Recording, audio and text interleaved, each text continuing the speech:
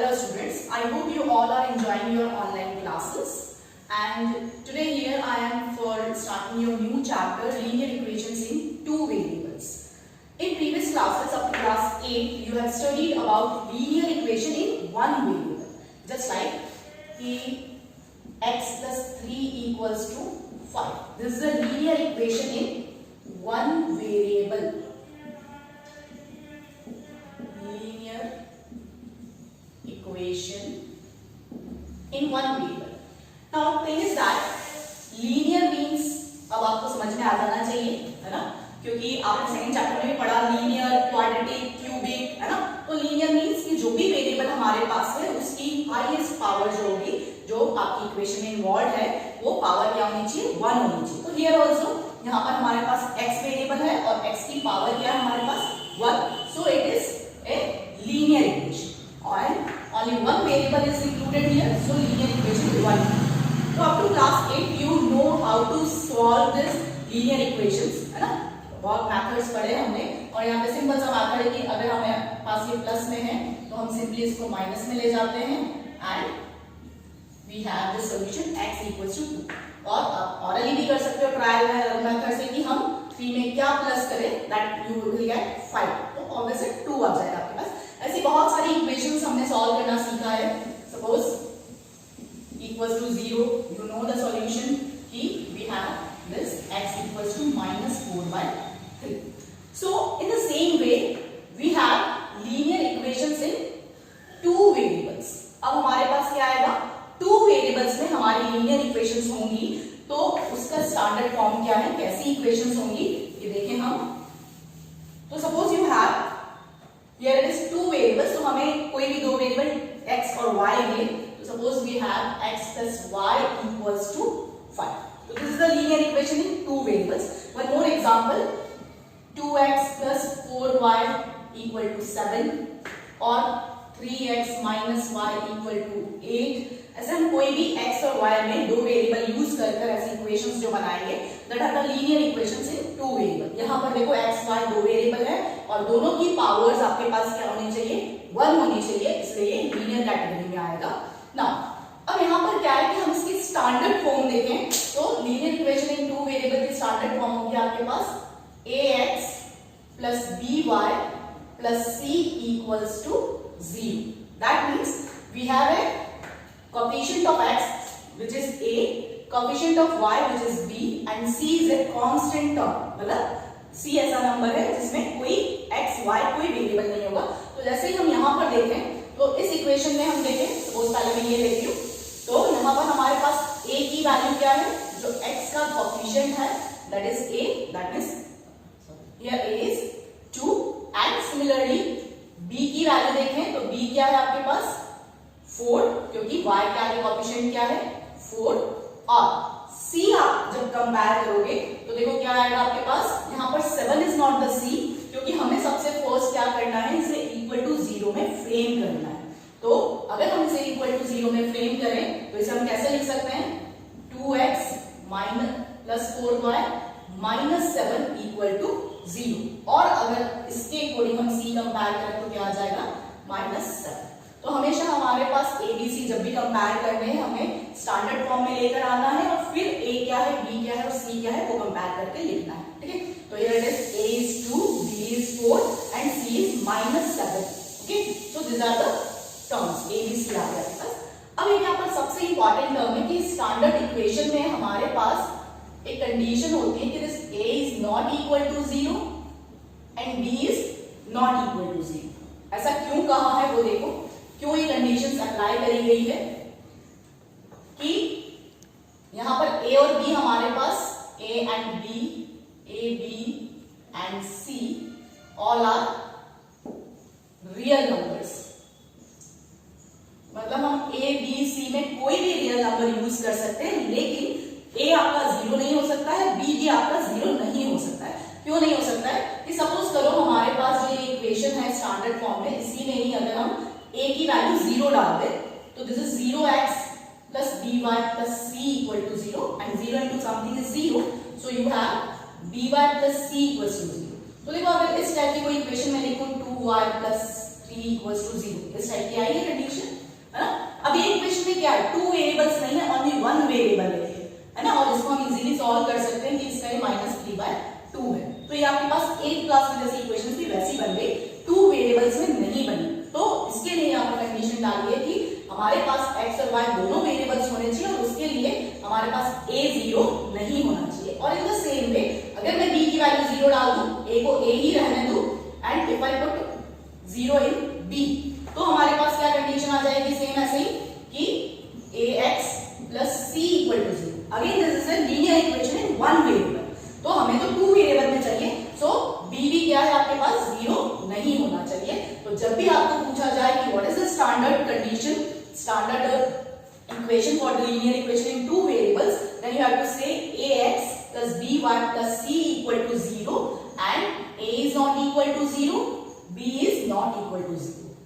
अब आपके मन में एक क्वेश्चन आ रहा होगा कि c 0 हो सकता है या नहीं हो सकता है ना, तो यहाँ पर देखो c कोई भी रियल नंबर हो सकता है, c के अकॉर्डिंग हम लीनियर और 1 वेरिएबल में है या 2 वेरिएबल में वो कंसीडर नहीं कर रहे हैं। कैसे कि suppose I have written a equation equals to 0 है ना, यहाँ पर देखो आपके पास a है 2, b है 4, बट मैंने c कुछ भी नहीं लिखा है ना, दैट मींस कि c क्या है वहां पर 0 है ना। अगर मैं c कुछ नहीं लिखा है तो हम क्या लिख सकते हैं, इस तरह से लिख सकते हैं, तो c क्या है हमारे पास 0, तो c की वैल्यू 0 होगी तो भी आपके पास क्या होगा, लीनियर इक्वेशन इन 2 वेरिएबल्स में बना सकते हैं हम। तो c के लिए हमने यहाँ कोई कंडीशन नहीं लिखी कि c is not equal to 0 है या c इक्वल्स टू 0, c की वैल्यू कुछ भी आपके पास हो सकती है, may be any real number, ठीक है। तो सिर्फ a और b के लिए आपके पास कंडीशन है। अब देखो जो ये स्टैंडर्ड फॉर्म के अकॉर्डिंग हमारी टेक्स्ट बुक में 4.1 एक्सरसाइज में सेकंड क्वेश्चन इसी फॉर्मेट में दिया है कि आपको पहले स्टैंडर्ड फॉर्म में लिखना है उन इक्वेशंस को, that is in this form, and on comparing you have to write what is a, what is b and what is c, okay. So I am taking this your exercise 4.1, जिसमें आपको एक question भी दिया हुआ है exercise में। Exercise 4.1 में एक आपको क्वेश्चन दिया है स्टेटमेंट की फॉर्म में, और उसे हमें इक्वेशन में कन्वर्ट करना है। The question is the cost of notebook is twice the cost of pen. क्या गिवन है question, the cost of notebook is twice the cost of a pen। कि एक नोटबुक की कॉस्ट जो है that is twice the cost of pen, pen की cost का twice है। Then represent this equation, write a linear equation in 2 variable and represent this statement, मतलब हमें इसे इक्वेशन में चेंज करना है using 2 variables, okay. Linear equation 2 variables के अकॉर्डिंग करना है। अब देखो यहाँ पर सिंपली हमें समझ में आ रहा है कि the cost of notebook and the cost of pen, इसको रिलेट कर रखा है, तो हम इनमें से किसी भी एक को x और किसी भी एक को y राइट कर सकते हैं। सो अगर हमें यहाँ पे देखें, let the cost of pen be x and cost of a notebook be y। मैंने पेन की प्राइस जो है, कॉस्ट जो है वो x रुपीज रखी है, x रुपीज लिख सकते हो आप, y rupees, and cost of notebook जो है वो y रुपीज रखी है। तो अकॉर्डिंग टू क्वेश्चन हम क्या लिख सकते हैं, देखो कॉस्ट ऑफ नोटबुक, नोटबुक की कॉस्ट क्या है हमारे पास y is twice the cost of pen, pen की जो कॉस्ट है उसका ट्वाइस है, ओके। तो सिंपली आपके पास ये क्या आ गया, लीनियर इक्वेशन इन 2 वेरिएबल। अगर इसे हमें स्टैंडर्ड फॉर्म में लिखना है, वैसे तो आपके पास यही आंसर हो सकता है, कोई प्रॉब्लम नहीं, इसमें चेंज करने के लिए नहीं हो रहा है। ये भी आपके पास क्या है, तो x है, y है, दोनों आपके पास लीनियर फॉर्म में है, दोनों की पावर 1 है, यानी कि ये क्या हो गया आपके पास लीनियर इक्वेशन है 2 वेरिएबल्स। अगर एक सपोज कि अगर हमें इसे चेंज करना है स्टैंडर्ड फॉर्म में, तो देखो स्टूडेंट क्या कर सकता है कि -2x इस तरफ लाया तो y - 2x = 0 ऐसे भी लिख सकता है। कोई स्टूडेंट चाहता है कि नहीं हमें यहाँ पर 0, मतलब y हम यहाँ ट्रांसफर करते हैं तो यहाँ 0 हो जाएगा और 2x - y लिखते हैं हम, तो this is also correct, this is also correct, कोई प्रॉब्लम नहीं है ना। कि अगर आप इसको सही से लिखोगे, हम पहले क्या लिखते हैं, x का कोएफिशिएंट लिखते हैं ax then by then plus c होता है, तो अगर इसे सही से लिखोगे आप तो आपके पास हो जाएगा ये, और इसके अकॉर्डिंग a हो गया हमारे पास -2, b हो गया हमारे पास 1 और c कुछ भी नहीं है इसलिए 0। एंड हियर इसकी इक्वल टू 0 को हम चाहे तो इधर भी लिख सकते हैं, कोई प्रॉब्लम नहीं है आपके पास। ओके, तो here it is a is 2, b is -1 and c is 0। अब देखो यहाँ पर a b c जो है वो डिफरेंट आ रहे हैं, लेकिन फिर भी मैं बोल रही हूँ कि दोनों आंसर्स आपके राइट है, या दोनों आंसर्स आपके राइट है, कोई प्रॉब्लम नहीं है। देखो अगर सपोज करो कि अगर हम यहाँ से माइनस कॉमन ले ले, है ना, कि अगर हम इस इक्वेशन में से माइनस कॉमन लेंगे तो this will be 2x and this is -y equal to 0, और ये माइनस जब 0 में जाएगा तो आपके पास क्या हो जाएगा, वो 0 ही हो जाएगा। तो देखो आपके पास वही सेम इक्वेशन है, तो either you can write in this way और in this way, no problem है। ठीक है, and one more thing is there, अभी आपको सिर्फ इतना ही पूछा था, ये सिर्फ मैं एक्स्ट्रा आपके नॉलेज के लिए बता रही हूँ क्योंकि आगे जो क्वेश्चन है उसमें इस टाइप के क्वेश्चंस भी होंगे। ओके, नाउ एक और प्रॉब्लम यहाँ पर होती है, कुछ स्टूडेंट्स क्या करते हैं कि इसी क्वेश्चन में पेन की जो कॉस्ट है वो सपोज उन्होंने y कंसीडर करी और नोटबुक की जो कॉस्ट है वो सपोज x कंसीडर करी, तो ये y इक्वल टू 2x आपका रॉन्ग आंसर माना जाएगा। आपने जो लेट किया है उसके अकॉर्डिंग आपकी इक्वेशन बननी चाहिए, इसलिए आपको ये लिखना भी जरूरी है। स्टूडेंट नॉर्मली क्या करते हैं, y इक्वल टू 2x उनका रटा हुआ होता है, वो सिंपली ऐसे लिखते हैं। आपको पहले डिफाइन करना है what is y here, what is x here, and then you have to frame the equation. तो हम यहाँ पर देखें कि अब कॉस्ट ऑफ पेन हमारा y है और कॉस्ट ऑफ नोटबुक हमारा x है, तो कॉस्ट ऑफ नोटबुक जो है that is twice the cost of pen, तो पेन की कॉस्ट का ट्वाइस है। तो यहाँ पर अगर हमने पेन की कॉस्ट को y माना है और नोटबुक को x माना है, तो हमारे पास इक्वेशन आएगी x minus 2y equal to 0 या x इक्वल्स टू 2y। ठीक है, तो ये जैसा लिखोगे उसके अकॉर्डिंग आपकी इक्वेशन बनेगी। ठीक है, अब देखो इसी तरह से सेकंड क्वेश्चन जो दिया है, जो मैं अभी बता रही थी उसी वे में है कि आपको पहले स्टैंडर्ड फॉर्म में लिखना है and you have to compare a b and c। You are taking some parts of this question, question number second, here it is first part 2x plus 3y equals to 9.3 and 5 पर बार है। b part x minus y by 5 minus 10 equals to 0, and similarly I am taking this fourth part b part x equals to 3y, and simply I am making the last parts। seventh part है आपका y minus 2 equal to 0, and the last part is 5 minus 5 equal to 2x। तो देखो इनमें से compare करें अगर हम, तो फर्स्ट जो पार्ट दिया हुआ है वो बहुत ही इजी वे में है कि हमें ax plus by plus c equal to 0 format में लिखना है, मतलब सब जगह यहाँ पर इक्वल टू 0 आना चाहिए। सारे जो भी टर्म्स आपके पास, जैसे यहाँ पर 9.35 बार दिया है, तो हम उसको उस तरफ ट्रांसफर करेंगे, क्या आ जाएगा हमारे पास answer 2x plus 3y minus 9.35 बार equals to 0। Now you have to compare a, b and c। तो सिंपली a क्या है आपके पास, the coefficient of x that is 2 here, what is b here, the coefficient of y that is 3 here, and c is a constant term जिसमें ना तो x है आपके पास ना y है, that means this number। तो जो आपका प्लस माइनस का सिंबल है वो भी आपको यूज करना होता है, so this is minus 9.35 बार। यहाँ पर बार लगा हुआ है, उससे कोई लेना देना है, कोई कंफ्यूजन की बात नहीं है, this is simple है नंबर, so c क्या हो गया हमारे पास minus 9.35 बार। ठीक है, in the same way अब b पार्ट में देखें हम, तो देखो b पार्ट में भी इसी तरह से है कि आपको इक्वेशन इक्वल टू 0 में ऑलरेडी दे रखी है। Okay, you have to only compare a b and c। अब देखो a is the coefficient of x, तो सोचो कि यहाँ पर कोएफिशिएंट ऑफ x क्या है, सम स्टूडेंट्स से 0, क्योंकि x के आगे कुछ नहीं लिखा हुआ, दैट इज रॉन्ग, कि x के आगे कुछ नहीं लिखा, that means we have to take 1। एक बार x तो है, अगर 2x लिखा होगा तो हम क्या बोलते हैं, दो बार x है, 3x तो 3 बार x है, दैट मींस यहाँ पर कुछ नहीं लिखा है, दैट मींस कि 1x है, यहाँ पर क्या मानेंगे हम 1। So the coefficient of x is 1 and coefficient of b, अब देखो यहाँ पर डिनोमिनेटर में आ रहा है, तो एक्चुअल में ये क्या होगा हमारे पास y/5 का मतलब क्या है 1/5y। ठीक है, कि 1/5 को हम y से इंटू करते तो हम क्या लिख सकते हैं, y/5 लिख सकते हैं। तो अगर इसका कोएफिशिएंट हम देखें तो this is minus 1/5 and the constant term c is minus 10। The same way d बार लिया है मैंने यहाँ पर, d बी पार्ट में देखो क्या है, अब हमारे पास यहाँ पर दो ही टर्म्स आ रहे हैं, x इक्वल्स टू 3y, तो सबसे पहले हम इक्वल टू 0 में फ्रेम करेंगे, so x minus 3y equals to 0। अब देखो यहाँ पर सिर्फ दो ही टर्म्स है, तो आप पहले इसको भी तीन टर्म्स में चेंज कर दो, जैसे हमारे पास ax plus by plus c equal to 0 होता है, तो इस फॉर्मेट में अगर हम लिखना चाहें तो हमारे पास यहाँ c नहीं है तो हम उसको प्लस 0 लिख सकते हैं। Now compare your a b and c, तो जैसा अभी पहले वाले क्वेश्चन में था कि x के आगे कुछ नहीं है, that means the a is 1, b is -3 and c is 0। ठीक है, सेम वे में देखो ये लास्ट टू पार्ट्स मैंने लिए हैं, जैसे y माइनस 2 इक्वल टू 0।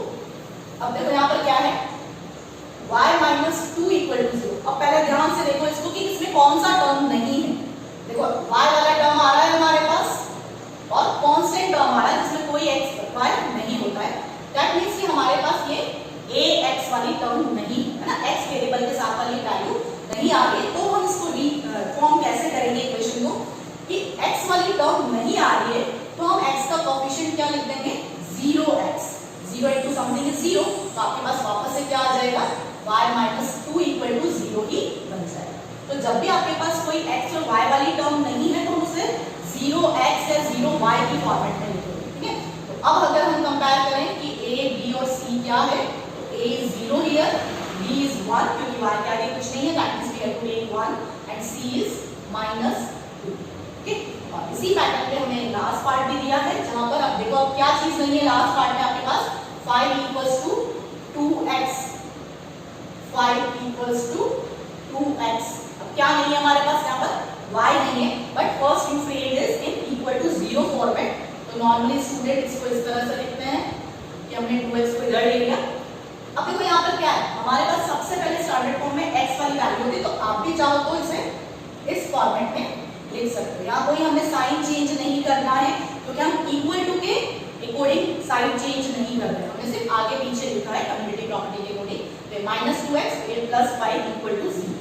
अब देखो यहाँ पर हमारे पास y वाली टर्म नहीं है, that means we have to put 0y in this for making 3 terms like this. अब आप कंपेयर करोगे तो a हमारा आ जाएगा -2, b is 0 and c is 5। और जैसा मैं फर्स्ट क्वेश्चन में बता रही थी वैसे ही यहाँ पर a b c डिफरेंट भी हो सकते हैं। अगर कोई स्टूडेंट सपोज कि इस क्वेश्चन को जैसे आपको 5 equals to 2x दिया है, कोई स्टूडेंट डायरेक्टली इस 5 को इधर ले आए तो यहाँ 0 हो जाएगा, 2x -5 and for the variable y we can put 0y and this -5। और अगर अब हम कंपेयर करें तो a आपका 2 होगा, b आपका 0 होगा और c आपका -5। तो देखो दोनों में a b c आपके पास डिफरेंट है लेकिन दोनों ही आंसर्स आपके करेक्ट है ना।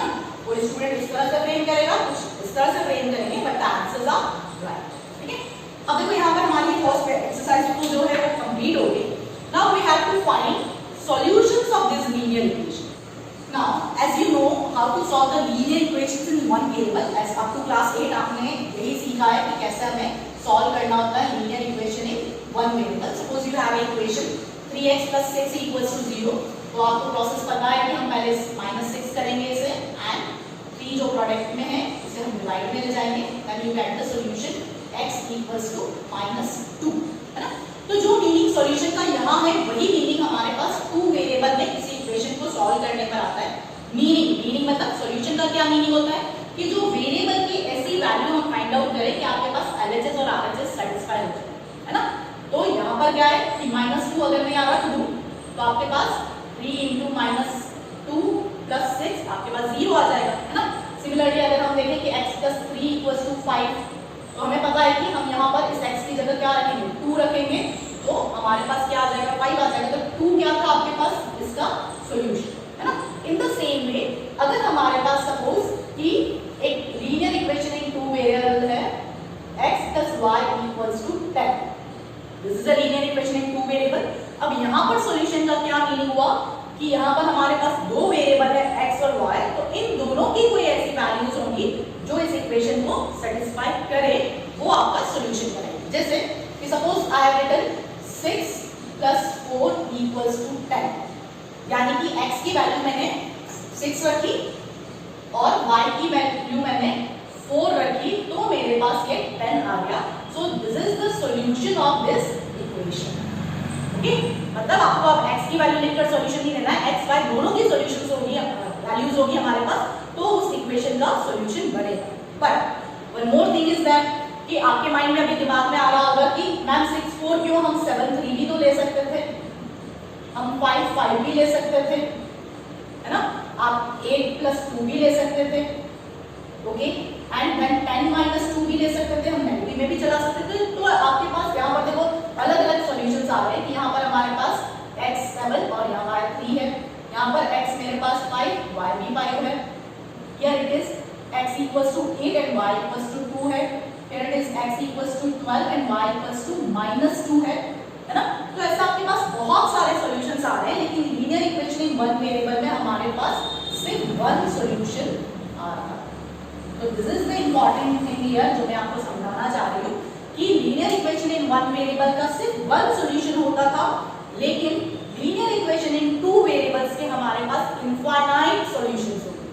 ये भी नहीं कि सिर्फ इतने से हैं, और भी बहुत सारे सॉल्यूशंस आपके पास आ सकते हैं। सिंपली अगर हम यहाँ पर देखें कि आप पॉइंट्स में भी सॉल्यूशंस ले सकते हो कि सपोज मैंने लिखा है यहाँ पर 8.5 + 1.5, दिस इज आल्सो 10। तो पॉइंट्स में भी आपके पास सॉल्यूशंस आ सकते हैं, ऐसी कोई प्रॉब्लम नहीं है। नेगेटिव में भी सॉल्यूशंस आ सकते हैं, फ्रैक्शन में भी आ सकते हैं। तो इस तरह से हमारे पास यहाँ पर बहुत सारी ऐसी वैल्यूज होंगी x और y की जो दोनों का सम करने पर 10 आ जाए। So there are infinite solutions of linear equations in two variable. हमारे पास एक यूनिक सॉल्यूशन, एक आंसर नहीं होगा जैसा कि हमारे पास linear equation in one variable का। Is that okay? ये बात आपको सबको समझ में आ गई होगी। और इसी के अकॉर्डिंग आपको 4.2 एक्सरसाइज का फर्स्ट क्वेश्चन सेम यही दिया हुआ है कि आपको पूछा है, this is in MCQ format, कि which of the following options is true and why when equation is given। आपको एक इक्वेशन दे रखी है सिंपली कि y = 3x + 5, इसके कितने सॉल्यूशंस होंगे। Options are unique solution, only two solution और इनफाइनाइटली मेनी सॉल्यूशंस। जैसा अभी मैंने कहा कि कोई भी इक्वेशन है टू वेरिएबल में, आपके पास linear equation in two variable, there are always infinite many solutions. आपको कोई सॉल्यूशन निकाल के भी नहीं देखना है यहाँ पर, सिंपली हम कह सकते हैं कि यहाँ पर क्या होंगे, इनफाइनाइट सॉल्यूशन। अगर कोई और इक्वेशन है सपोज 3x + 7y = 12, तो भी इसके क्या है, इनफाइनाइट सॉल्यूशंस। ऐसी कोई भी इक्वेशन है आपके पास ax + by + c = 0 फॉर्मेट में, तो उसके इनफाइनाइट सॉल्यूशंस। तो नेक्स्ट एक्सरसाइज है 4.2 एक्सरसाइज, उसका क्वेश्चन नंबर 3 भी देखें। अगर हम फर्स्ट अभी मैंने बताया, सेकंड में बाद में बताती हूँ। पहले अगर हम थर्ड देखें तो उस थर्ड क्वेश्चन में आपको कुछ सॉल्यूशंस ऑलरेडी दे रखे हैं, हमें सिर्फ चेक करके बताना है कि वो उस इक्वेशन के सॉल्यूशन है या नहीं। Okay, so we have exercise 4.2 question number 3 and the equation is given as x - 2y = 4। Okay, और इसमें मैं कुछ ऑप्शंस ले लेती हूँ। जैसे फर्स्ट वन आपको दिया है 0 2 and fourth one is √2 and 4√2। Okay, now we have to check कि whether this is a solution or not। देखो यहाँ पर ऐसे जैसा हमने थर्ड चैप्टर में पढ़ा था कार्टेशियन कोऑर्डिनेट वाले चैप्टर में, कि हमारे पास कोई भी पॉइंट होता है वो x, y फॉर्मेट में हम लिखते हैं। तो वैसे ही यहाँ पर भी क्या है हमारे पास कि x आपका 0 है और y आपका 2 है। यहाँ पर हमें यही चेक करना है कि ये इसका सोल्यूशन है। तो देखो सोल्यूशन का मीनिंग अभी मैंने क्या बताया कि x और y की ऐसी वैल्यूज जो पूरी इक्वेशन को सेटिस्फाई करते हैं। तो सिंपली हमें यहाँ पर जो गिवन इक्वेशन है उसमें से पुट करके और देखना है। तो हमारी इक्वेशन क्या है, देखो x - 2y = 4। Now put the value of x is 2 here and -2 and y is 2. So the 0 - 4 = 4 and -4 = 4। अब आपको इजीली पता है कि दिस इज नॉट ट्रू, है ना, -4 is not equals to 4, so you have to write the 0 2 is not the solution। आगे बात समझ में? तो सिंपली आपके पास क्या है, चेक करना है कि सॉल्यूशन है या नहीं। अब इसका फोर्थ पार्ट, इसमें रूट वाले टर्म्स दे रखे हैं, तो थोड़ा सा स्टूडेंट्स को लगता है कि क्या पता ये थोड़ा हार्ड होगा, बट करना आपको सिंपली यही है। यहाँ पर भी हमारे पास x की वैल्यू क्या है, √2, So put this in equation. तो x की जगह हमने √2 डाला, दिस इज -2 और y की वैल्यू क्या है पूरी 4√2 and this is equals to 2. So on solving you have 4 2 8 √2 और √2 minus 8 √2 क्या हो जाएगा आपके पास plus minus minus, so you have to minus this, subtract this, so you get 7 √2 और ये वाली टर्म बढ़ गई इसके इसका sign and this is equals to 4. तो ये भी क्या है आपके पास नॉट इक्वल है, so this √2 and 4 √2 is also not the solution of given equation. Clear? तो इसी तरह से आप इसका थर्ड क्वेश्चन पूरा कंप्लीट कर सकते हो. इसके नेक्स्ट वीडियो में हम कैसे इसका सॉल्यूशन खुद फाइंड आउट कर सके ये सीखेंगे, है ना, और कैसे उसको ग्राफ पे रिप्रेजेंट करना होता है वो सीखेंगे. तो आई होप कि आपको ये सारी चीजें समझ में आती होगी कि simple linear equation in two variables क्या होता है, उसके कितने सॉल्यूशंस होते हैं और उनके सॉल्यूशंस को हम कैसे चेक कर सकते हैं. So that's all for today. Next video में नेक्स्ट कॉन्सेप्ट